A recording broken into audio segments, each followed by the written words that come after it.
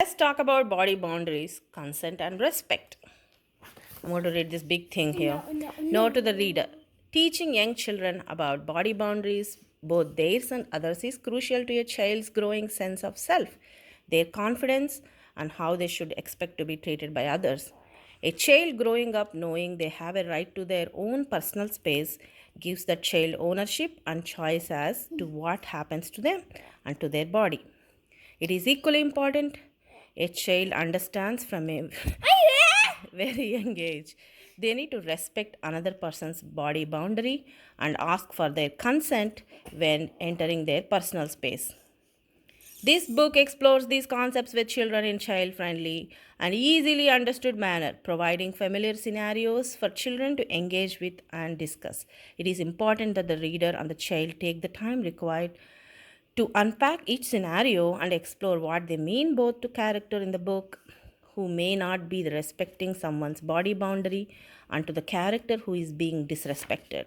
It is through these vital discussions that children will learn the meaning of body boundaries, consent, and respect. Learning these key social skills through such stories as Let's Talk About Body Boundaries, Consent and Respect, and role modeling by significant adults can importantly carry forward into a child's teenage years and adult life. Your body belongs to you, and you are the boss of it. You are very special. There is no one exactly like you. Is it an Indian person? Mm-hmm. Everyone in the world has a body boundary. Your body boundary is the invisible space around your body. This space may be invisible, but that does not mean as it doesn't there.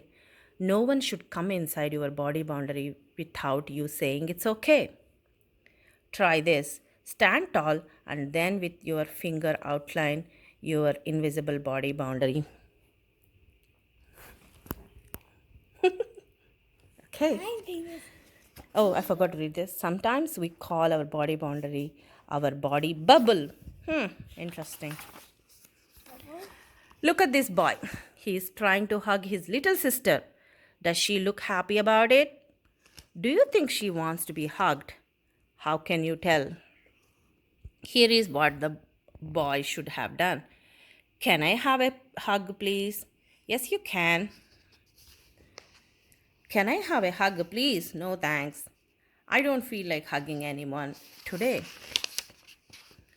The boy should have asked his little sister for a hug. This way, the little girl can answer because, after all, it's her body. The little girl has two choices. If the little girl chooses to say yes, then hug is absolutely fine. That's because both people agree. Both the little girl and the boy are happy about the hug. Yes. Do you know what respect means?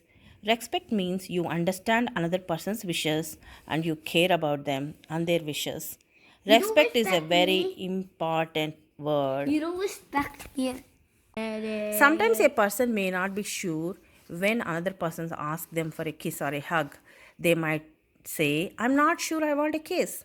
Or they might not say anything at all. May I have a kiss, please? When a person says, I'm not sure, or they say nothing at all, this is not a yes.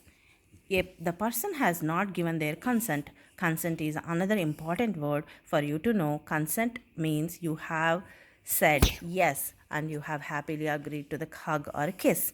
May I have a kiss, please? Yes. Sometimes kids say yes to kisses and hugs when they really don't want a kiss or a hug. This might be because an older child or a teenager or an adult has asked them. It is always important to say exactly what you want. Remember, it's your body and what you say is goes. You can say no to kisses and hugs if you want to. You can say no to an older child, teenager, or adult. Can I have a kiss? No. Can I? If you don't want to kiss Can or I hug? yes. Yes. If you don't want to kiss or hug someone, you can give that person a high five or shake their hand. It is your choice to make. And even if you say yes to a cuddle or someone holding your hand, you can ask them to stop at any time. Just because you said yes does not mean they can hold your hand as long as they want to. If at any time you don't want a person to hold your hand or cuddle you, then that person must respect your choice I don't and stop want when you ask them to. to hold. I don't want to hold hands right now. It's Okay, to- that's fine. Sometimes you might want to hug your baby brother or sister.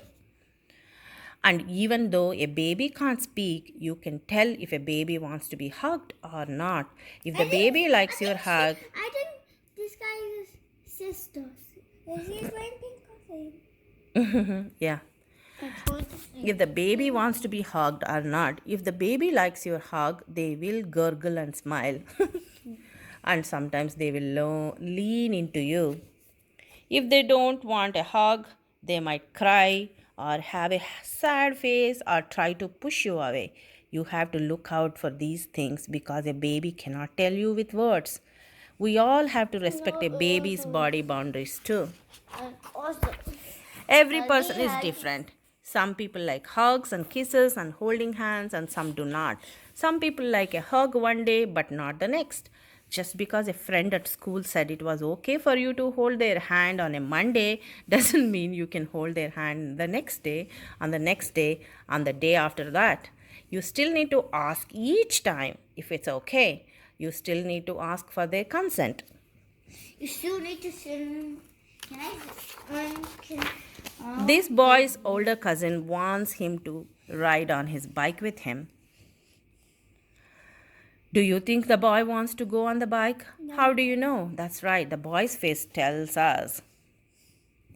Does the boy have to do what his older cousin tells him to do? What should the younger boy do? That's right, he should say, "No, I'm not going with you." What should the older boy do now? Yes, he should say something like, "No problem, maybe next time you can come with me." But what should the younger boy do if his older cousin does not listen to him, if he does not respect his wishes?